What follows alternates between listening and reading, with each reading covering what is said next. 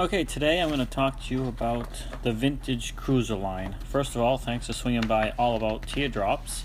And we were recently on vacation, and while we were there, or while we were out, we happened to see see some of these vintage campers. And this particular one we're going to look at here first is the 19-foot ERD, which is the rear dinette. And there's just a couple slide show pictures for you here. And we're going to get inside here in just a second. So just a few outside things here. You can see it has the same rounded front end, but the back end is a little bit more squared off. These are really a little bit bigger than the teardrops, but they still come in around the 3,000, 3,500 pound weight area. So they're not super heavy, but also you can see the unit is extended out, so the wheels are not out beyond the camper. So they are a wider body camper than the R-Pod and the Hummingbird by Jayco and those other ones. So these are a little bit wider. You have a little bit more space inside that way without a slide. So let's just get inside here.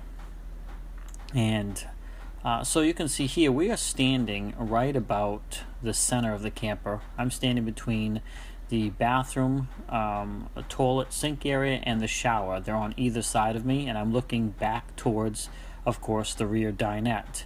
And all that light coming in from the left there is the door where you enter, just beyond the refrigerator. And so here's a couple things that are important to me when I get a camper. I may have to compromise, but one of the things I really like about the vintage ones, you can see the refrigerator has a separate freezer. That's a big selling point if you're going to be in these things for a long time. So it's certainly something you want to consider. The dinette in the back, that doesn't bother me. You have a nice window on either side behind those seats, plus out the rear of the unit as well. So that's pretty good. It's a good feature. I do prefer the dinette on the curb side of the camper because that's where your awning is and all that. When you're sitting there, you can look out the side of the camper into like where your campfire would be and things like that. So here you're looking at the back.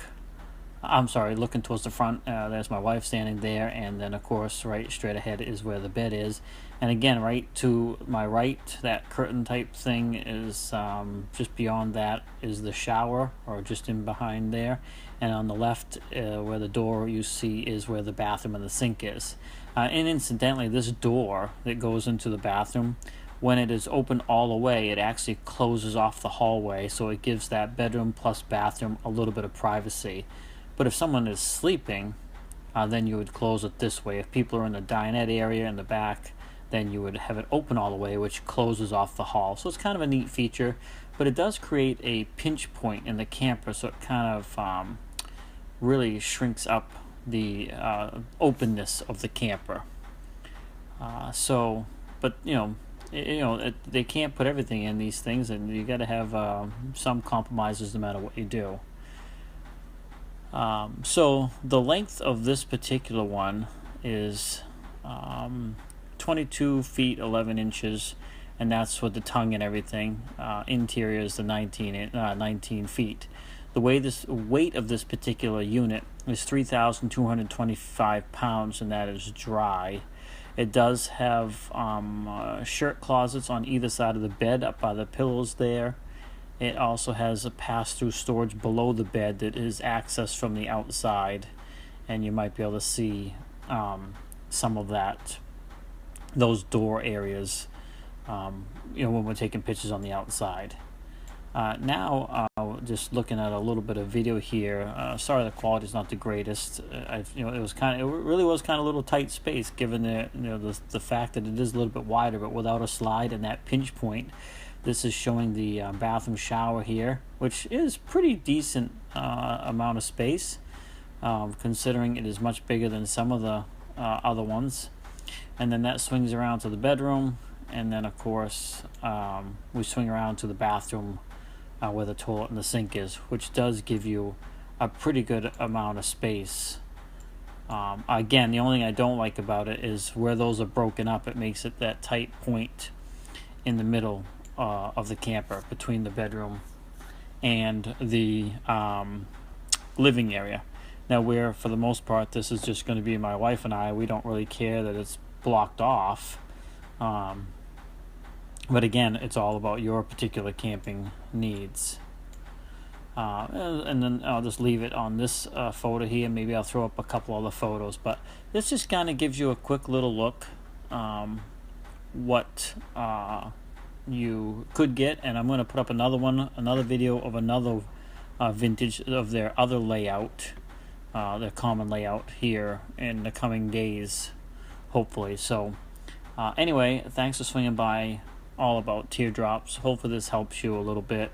I know I didn't really get a good picture of the sink area. It does have a 2-burner stove with a cover, a 2-bay sink, pretty good amount of storage, and so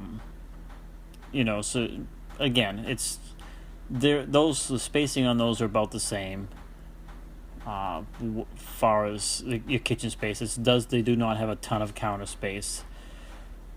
The biggest selling point for this for me would be the double refrigerator. I'm probably not going to go this route only because it is a little bit bigger than I wanted to get. We really want to be very mobile and very cost effective on fuel, but this is certainly a one that you can consider in the lightweight class.